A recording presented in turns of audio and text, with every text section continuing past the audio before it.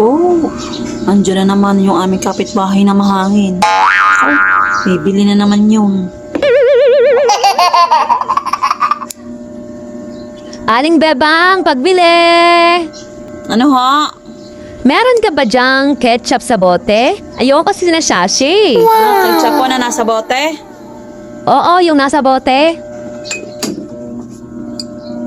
Ari po, 32 po are, 32. Ah, okay. Mura lang naman pala yan. Oh. Yung Reno. Reno naman ang meron ka? Arena? Meron po, yung maliit lang. Okay, sige. Pwede na yon kahit maliit. Ari ho.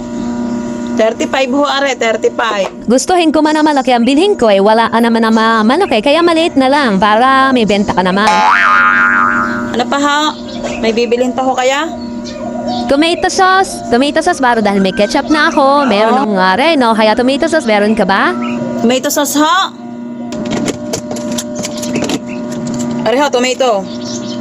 22 ho ang isa, 22. Para masarap ho ang inyong lulutuin na. Oh, may tomato sauce, may Reno, may ketchup.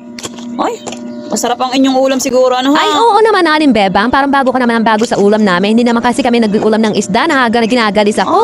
Kaya lagi kaming nakakarne. Nakakagalis nga ho yata ang isda. Ano ha?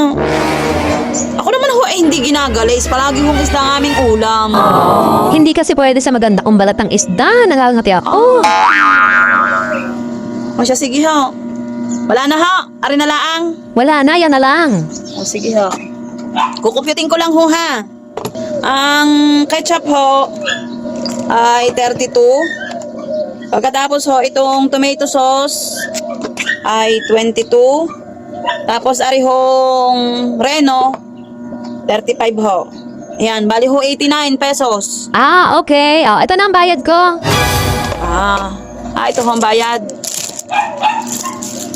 Baraya na ho, are, ano ha? Sadya hong baraya ho, are?